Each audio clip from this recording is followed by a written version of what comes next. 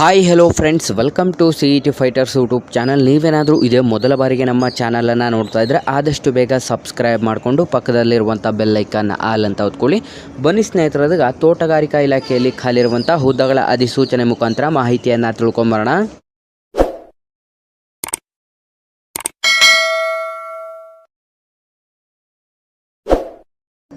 ಇಲ್ಲಿ ಕಾಣಿಸ್ತಾ ಇದೆ ನೋಡಿ, ಸಂಸ್ಥೆ ಹೆಸರನ್ನು ನೋಡಿದ್ರೆ ಕರ್ನಾಟಕ ತೋಟಗಾರಿಕಾ ಇಲಾಖೆಯಲ್ಲಿ ಖಾಲಿರುವಂಥ ಹುದ್ದೆಗಳ ಅಧಿಸೂಚನೆ ಆಗಿದ್ದು, ಸ್ನೇಹಿತರೆ ಇಲ್ಲಿ ಒಟ್ಟು 4700 ಹುದ್ದೆಗಳ ಅಧಿಸೂಚನೆ, ಬೃಹತ್ ಅಧಿಸೂಚನೆ ಇದಾಗಿರುತ್ತದೆ.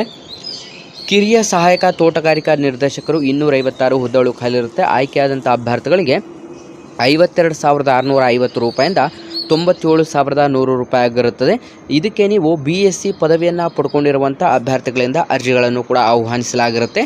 ಸಹಾಯಕ ತೋಟಗಾರಿಕಾ ನಿರ್ದೇಶಕರು 475, ಆಯ್ಕೆಯಾದಂಥ ಅಭ್ಯರ್ಥಿಗಳಿಗೆ 43,100 ರೂಪಾಯಿಂದ 83,900 ರೂಪಾಯಿ ಪ್ರತಿ ಮಂತ್ ವೇತನ ಶ್ರೇಣಿಯಾಗಿದ್ದು BSc ಪದವಿ ಅಥವಾ ಸ್ನಾತಕೋತ್ತರ ಪದವಿಯನ್ನು ಪಡ್ಕೊಂಡಿರಬೇಕಾಗುತ್ತೆ. ಸಹಾಯಕ ತೋಟಗಾರಿಕಾ ಅಧಿಕಾರಿ 1,136 ಹುದ್ದೆಗಳಿದ್ದು 40,900 ರೂಪಾಯಿಂದ 78,200 ರೂಪಾಯಿ ಪ್ರತಿ ಮಂತ್ ವೇತನ ಶ್ರೇಣಿಯಾಗಿದ್ದು, ನೀವು ಪದವೀಧರರಾಗಿದ್ದರೆ ಅರ್ಜಿಗಳನ್ನು ಕೂಡ ಸಲ್ಲಿಸಬಹುದು. ನೀವೇನಾದರೂ ಇದೇ ಮೊದಲ ಬಾರಿಗೆ ನಮ್ಮ ಚಾನಲನ್ನು ನೋಡ್ತಾ ಇದ್ದರೆ ಆದಷ್ಟು ಬೇಗ ಡಿಸ್ಕ್ರಿಪ್ಷನಲ್ಲಿರುವಂಥ ನಮ್ಮ ಟೆಲಿಗ್ರಾಮ್ ಗ್ರೂಪ್ ಮತ್ತು ವಾಟ್ಸಪ್ ಗ್ರೂಪ್ಗಳಿಗೆ ಜಾಯ್ನ್ ಆಗಿ. ನೀವೇನಾದರೂ police constable, PSI, PDO, SDA, FDA ಮತ್ತು ಗ್ರಾಮ ಲೆಕ್ಕಿಗ ಹುದ್ದೆಗಳ ಎಕ್ಸಾಮ್ ಪ್ರಿಪರೇಷನ್ ಮಾಡ್ಕೋತಾ ಇದ್ದರೆ ಇಂದ ಡಿಸ್ಕ್ರಿಪ್ಷನಲ್ಲಿರುವಂಥ ನಮ್ಮ ಪೊಲೀಸ್ ಫೈಟರ್ಸ್ ಯೂಟ್ಯೂಬ್ ಚಾನಲ್ಗೆ ಸಬ್ಸ್ಕ್ರೈಬ್ ಮಾಡ್ಕೊಳ್ಳಿ.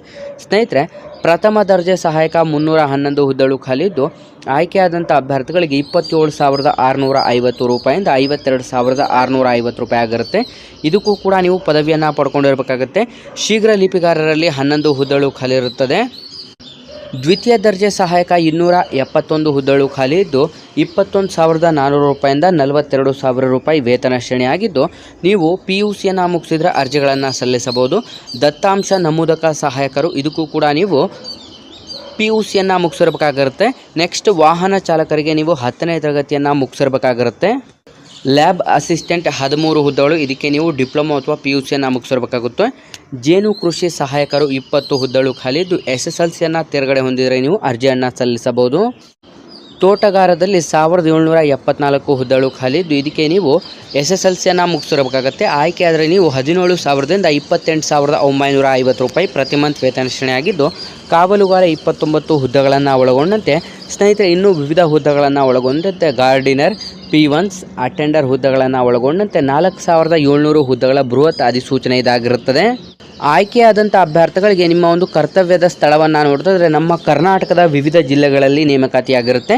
ನಿಮ್ಮ ಆಯ್ಕೆ ಪ್ರಕ್ರಿಯೆ ಸಂಪೂರ್ಣ ಕೆಲವೊಂದು ಹುದ್ದೆಗಳಿಗೆ ನಿಮಗೆ ನೇರ ಸಂದರ್ಶನದ ಮೂಲಕ ಆಯ್ಕೆಯನ್ನು ಮಾಡಿಕೊಳ್ಳಲಾಗುವುದು ಮತ್ತು ಇನ್ನು ಕೆಲವು ಹುದ್ದೆಗಳಿಗೆ ನಿಮಗೆ ಸ್ಪರ್ಧಾತ್ಮಕ ಪರೀಕ್ಷೆ ಮೂಲಕ ಆಯ್ಕೆಯನ್ನು ಮಾಡಿಕೊಳ್ಳಲಾಗುವುದು. ಇಲ್ಲಿ ಖಾಲಿರುವಂಥ ಒಟ್ಟು 4,700 ಹುದ್ದೆಗಳ ಅಧಿಸೂಚನೆ ಇದಾಗಿರುತ್ತದೆ. ನಿಮ್ಮ ಒಂದು ಆಯ್ಕೆ ಪ್ರಕ್ರಿಯೆ ನಾನು ಈಗಾಗಲೇ ತಿಳಿಸಿದಾಗೆ ಕೆಲವೊಂದು ಹುದ್ದೆಗಳು ಸ್ಪರ್ಧಾತ್ಮಕ ಪರೀಕ್ಷೆಯನ್ನು ಒಳಗೊಂಡಿರುತ್ತದೆ. ಅತಿ ಶೀಘ್ರದಲ್ಲೇ ಈ ಒಂದು ಅಧಿಸೂಚನೆಗೆ ಅರ್ಜಿಗಳನ್ನು ಆಹ್ವಾನಿಸಲಾಗುವುದು ಅಂತ ಮಾಹಿತಿಯನ್ನು ನೀಡಲಾಗಿರುತ್ತೆ.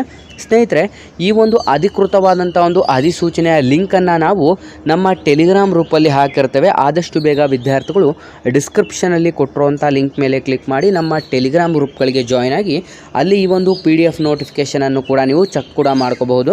ಸ್ನೇಹಿತರೆ, ನಮ್ಮ ಇವತ್ತಿನ ಈ ಒಂದು ಉದ್ಯೋಗ ಮಾಹಿತಿ ನಿಮಗೆ ತುಂಬ ಹೆಲ್ಪ್ಫುಲ್ ಆಗಿದೆ ಅಂತ ತಿಳ್ಕೊತ ಆದಷ್ಟು ವಿಡಿಯೋನ ಲೈಕ್ ಮಾಡಿ ಮತ್ತು ಈ ಒಂದು ಉದ್ಯೋಗ ಮಾಹಿತಿಯನ್ನು ನಿಮ್ಮ ಎಲ್ಲ ಸ್ನೇಹಿತರೊಂದಿಗೆ ಶೇರ್ ಮಾಡೋದ್ರ ಮೂಲಕ ಇನ್ನಿತರ ಹೆಚ್ಚಿನ ಜಾಬ್ ಅಪ್ಡೇಟ್ಸ್ಗಾಗಿ ಹಿಂದೆ ನಮ್ಮ ಚಾನಲ್ಗೆ ಸಬ್ಸ್ಕ್ರೈಬ್ ಮಾಡ್ಕೊಳ್ಳಿ ಅಂತ ತಿಳಿಸ್ತಾ ಇದ್ದೀವಿ ಸ್ನೇಹಿತರೆ.